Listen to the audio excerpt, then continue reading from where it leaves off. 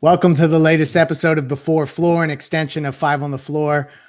We are here to pregame, get you ready for the New York Knicks and Miami Heat. So this pregame show, I want to mention, is brought to you by Biscayne Bay Brewing, the official brew of the network, of everywhere, of the Miami Heat. I see them tagged in the starting lineup tweets. They're basically taking over Miami. So definitely want to give them a shout out. And get into this pregame, about the Knicks and the Heat before the Heat head out on this West Coast road trip. So with me is a panel of many and an empty seat at that. Ethan is on his way in. He's stuck in traffic as usual. Directly below me, Jonathan Ramlakan.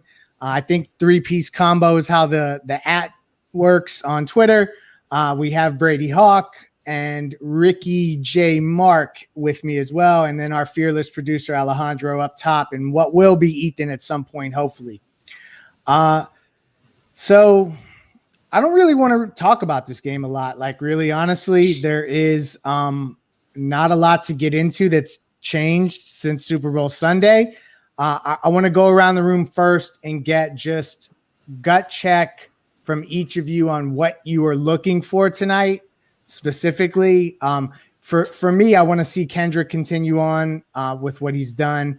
I like Hero falling into his role, and I'm looking for just Jimmy and Bam to continue to lead the way. So it's kind of stat quo for me, and I feel like that's a little boring. So I'm looking around the room. What are you guys looking for tonight from the Heat that may be a little bit different or elevated than what we saw on Sunday?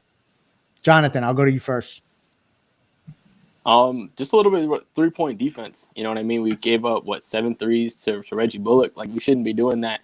And then Alec Burke is shooting about 45% from deep, so he's another random scrub that can just go off. So I want to see us really work on rotations, like rotating, helping the helper, helping the helper, getting that third rotation because they're always leaving corner threes open. So I want to see us really focus on 3-point defense. And then also I want to see a little bit of more Precious. I think we only saw 10 minutes of him last game. So I feel like he's a good matchup with Randall. He has the speed that can kind of match up with that mobile style big. So it'd be fun to kind of see those two things going forward, obviously in addition to what you were saying. Ethan reporting live from an undisclosed location that appears to be his vehicle. I'm parked. You're parked. Hey, Alejandro's putting an empty seat on there. What the heck is that? Yeah, hey, we left a seat for you, like Bosch and Wade did for LeBron in those pictures back in the Big Three era. I'm actually gonna skip to Brady and go straight to the acquisition from New York. And Derrick Rose, I believe, was reported available to play tonight. Mm-hmm. Brady, are you concerned with the fact that Derrick Rose has been injected into the rotation for New York? What do you think about that for the matchups? For me personally, I kind of think it's a positive. Usually when you have to get a new guy involved, that's not a great thing, but I'm interested to hear your perspective on it. Yeah, from an individual perspective, he gave Miami trouble in the Detroit 2 games. So I think from that perspective, it could be a little bit different. If he gets the minutes of Elfrid Payton, I think it definitely is better for them because the way he attacks, he was attacking, Miami's poor defenders at the point of attack. And that was something Elfrid Payton didn't do a lot of when he probably could have on Sunday. So I think that does. But as you mentioned, I definitely don't think it's going to be as easy as people think to just integrate him right in. So it's going to take some time.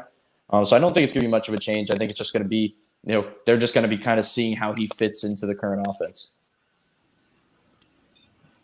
So Ricky, we're gonna pivot away from this game because, like, what are we gonna wax about? Like, what are we gonna dissect about this matchup? We just saw it on Sunday. We're gonna wax nostalgia here, and I'm gonna start with you, but I want to go around the room with this because there's some different age gaps, and I think it will bring about some good answers for your. And you can give me more than one, but give me your favorite Heat Knicks moments of all time. Is that from the perspective of a Heat fan or a Knicks fan? Because I can give you one for each.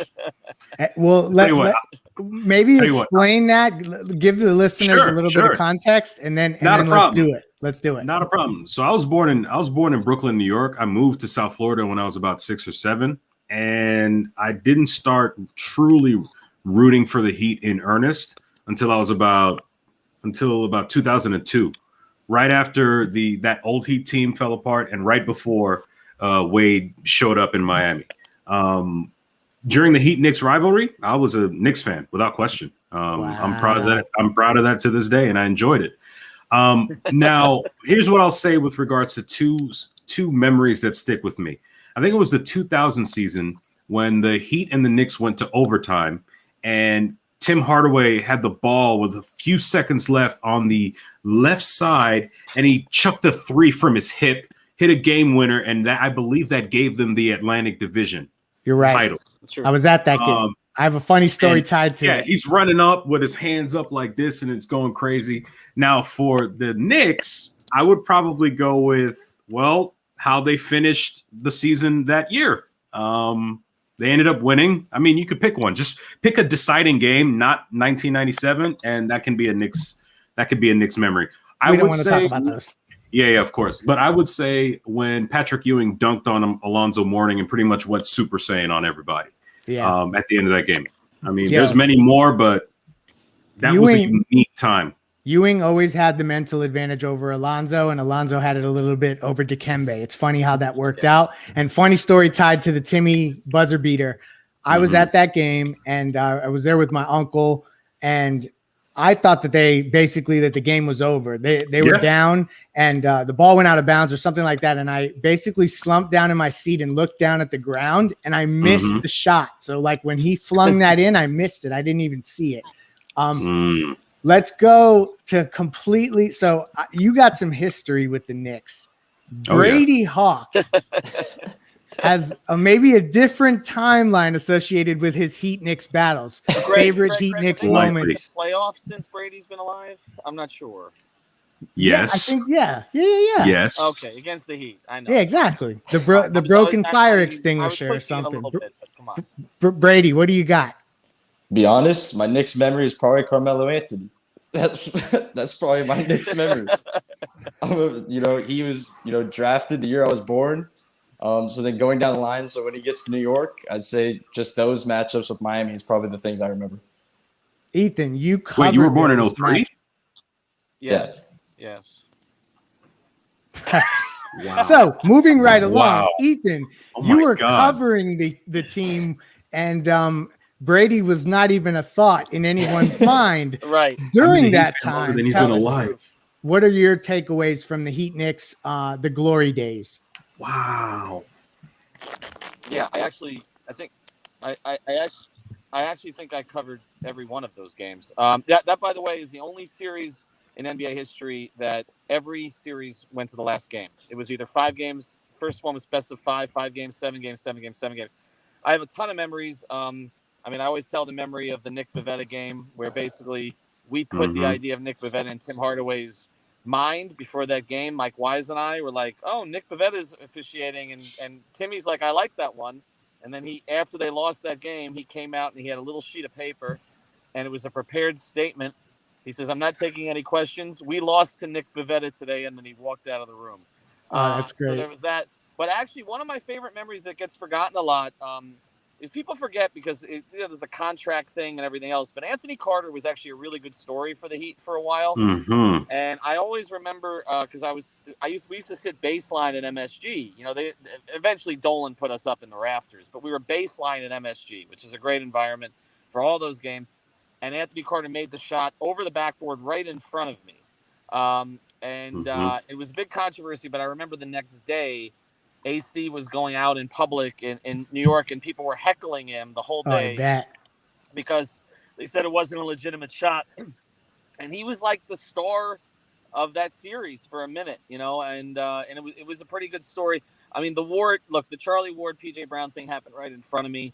Also, that was one of the weirdest ones because PJ is the nicest Heat player I've probably ever encountered. And then he's flinging him into the third row. The Allen Houston shot everybody talks about, obviously. But I think what gets forgotten there is so many of the players didn't like each other for reasons off the court. Sprewell and Hardaway.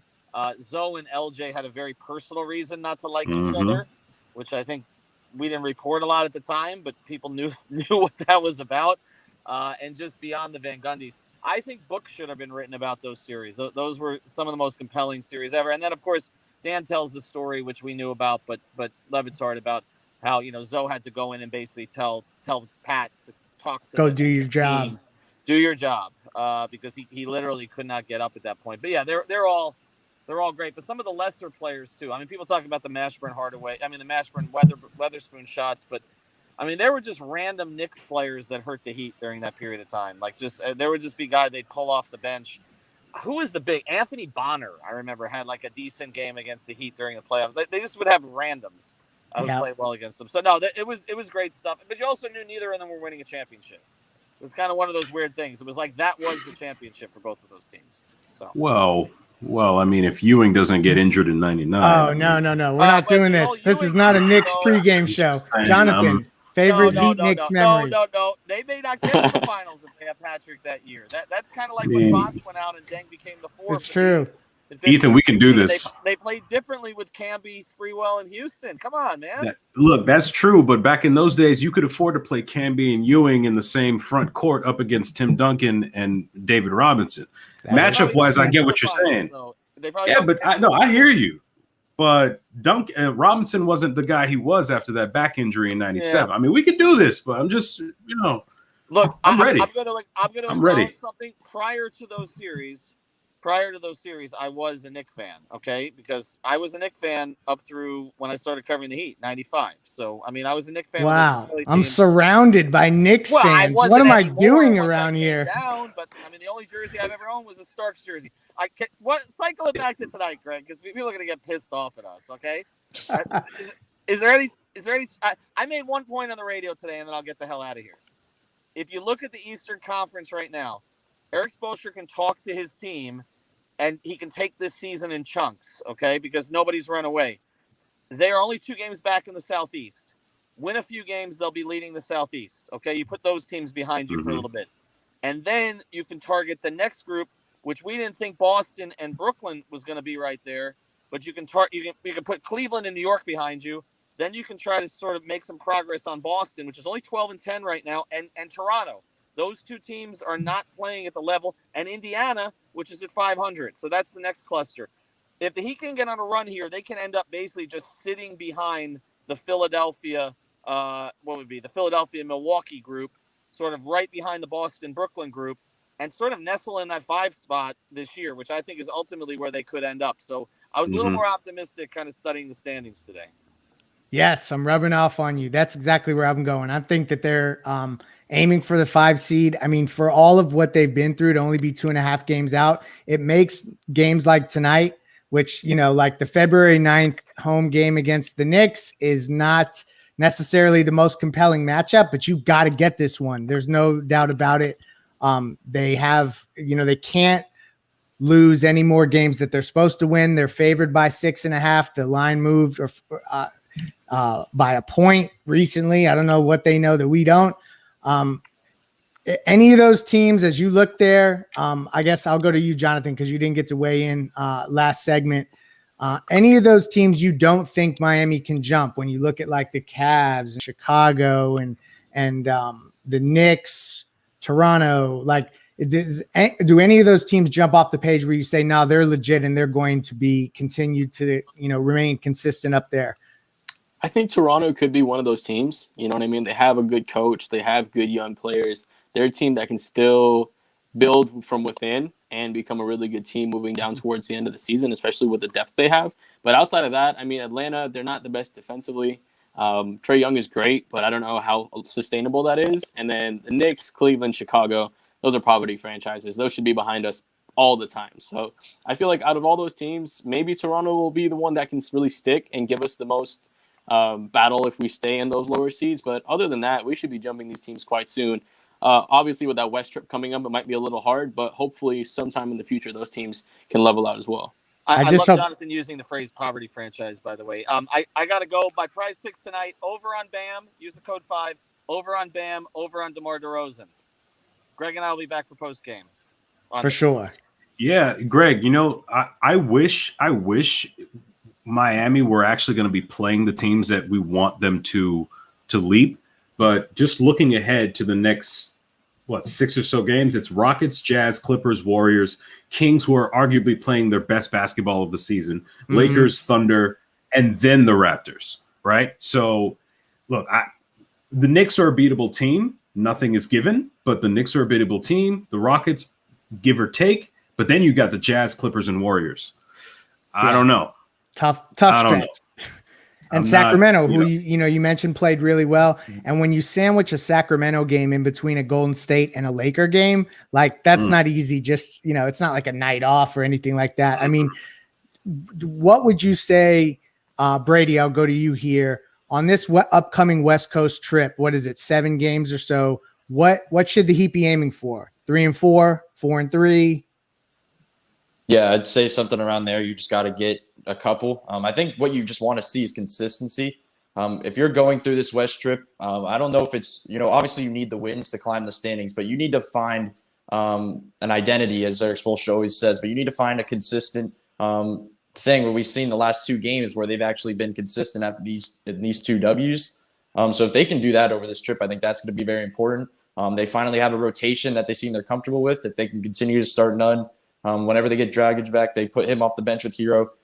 This is when they can find their consistency if they're healthy, and they just got to get a couple wins in there, and then they should be all right. So, Jonathan, who the hell is going to stop Julius Randle tonight?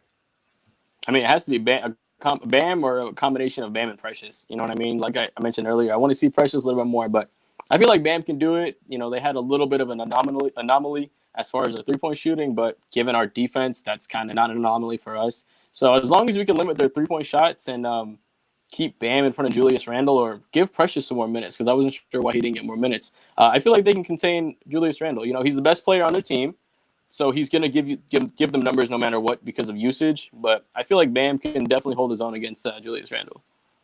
Yeah, I think that the Knicks come back to earth from 3-point line tonight and the Heat get a win. Does anyone disagree with me? Anyone think the Knicks squeak out a victory tonight?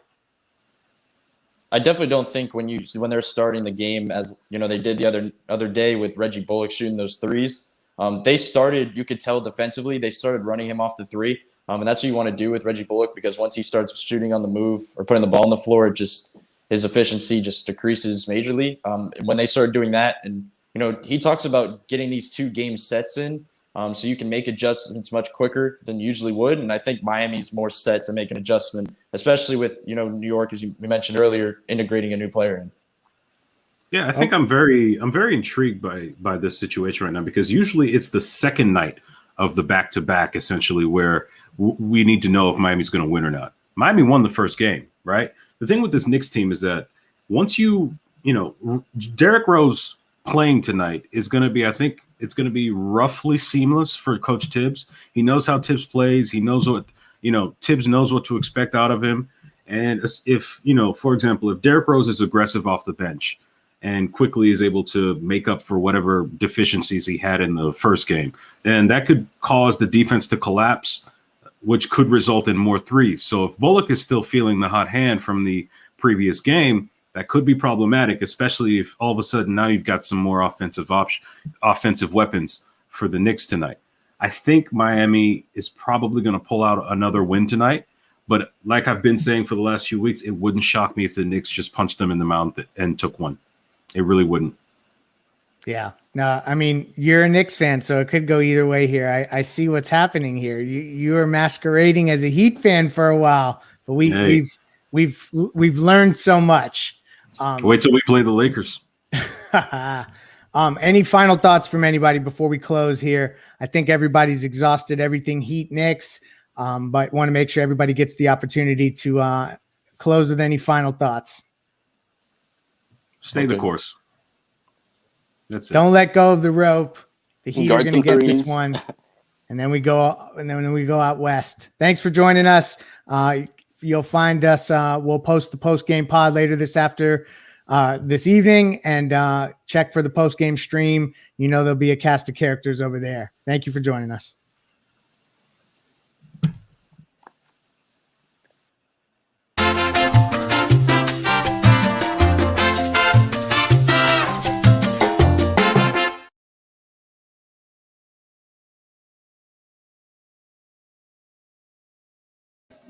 All right, for all of you asking for tonight's game, Avery Bradley is going to be out. He's not going to be playing tonight. We're reading the status report right now as we go here. Avery Bradley, right calf strain, is out. Goran Dragic, left ankle sprain, is out. Mo Harless, also left thigh contusion, out. Myers Leonard, left shoulder surgery, he's out. You guys know he's out for this season. Chris Silva, left hip flexor strain, he's out as well.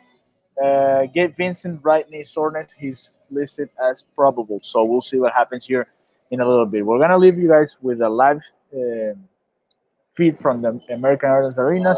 I mean, while we wait for the starting lineup for tonight's matchup between the Miami Heat and the New York Knicks. So thank you very much for joining us. We're gonna leave you here with what's going on. The teams just left the arena, so it's gonna be uh, empty right now, but you guys can see, you can watch the pre-game show that's going on here also at the arena. We are 40 minutes away from the beginning of the game.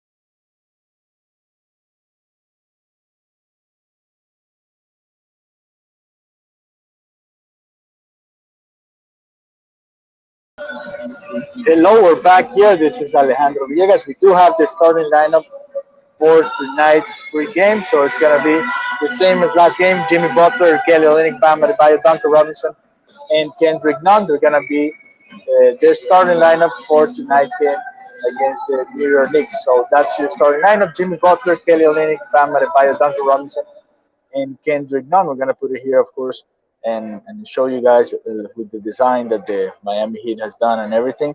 But that's the starting five for tonight. We are live from the stadium, as you guys know, and we will be doing the post-game show as well.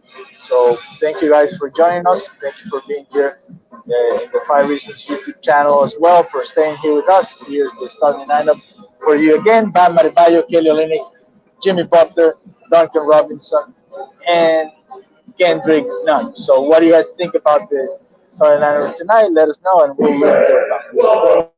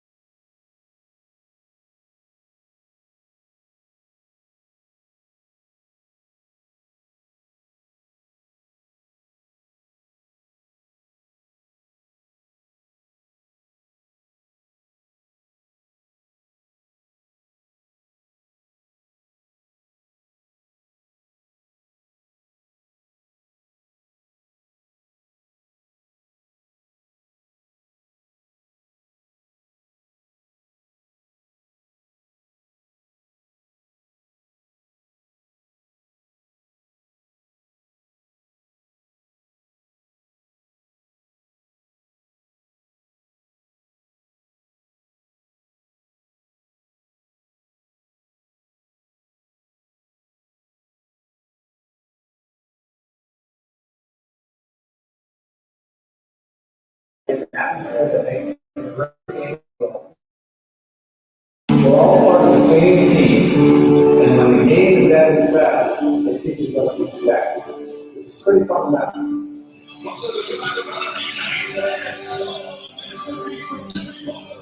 Please be sure to respect the players, officials. Remember, this is our game. We're in this together.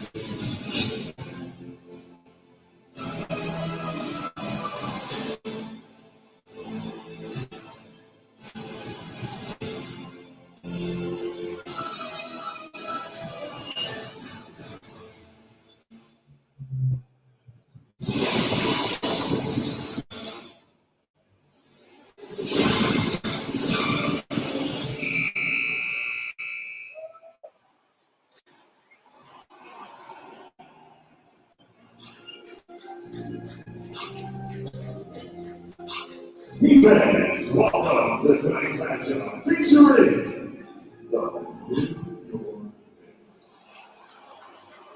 and your Miami Heat.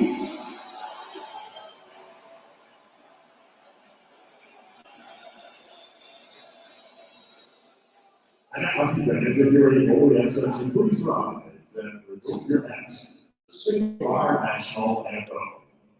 And ask that you direct your attention to section 116 and give a warm welcome to Laurent Strong.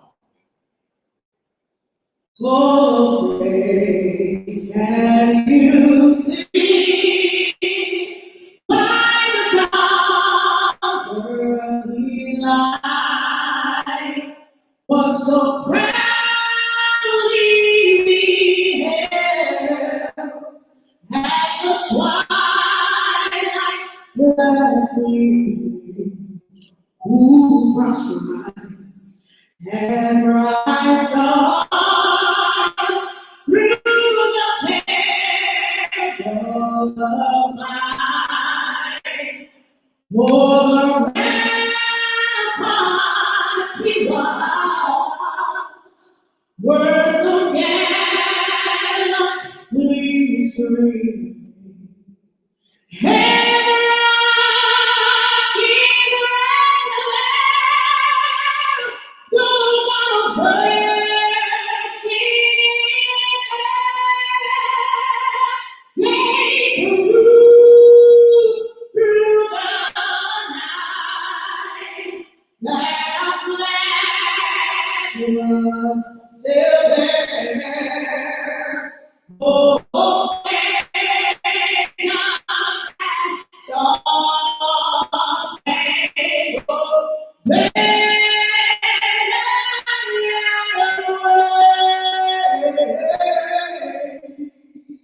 for the land of the free and the home of the brave.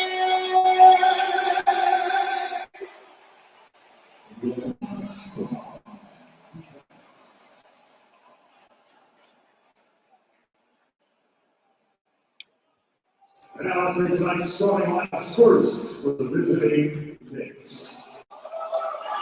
Number 25, Reggie Bullock. Number 30, Julius Randle.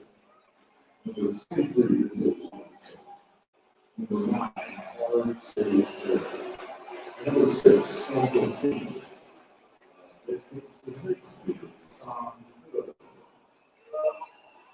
These fans sure turn the importance of get your cell phones out, turn on flash.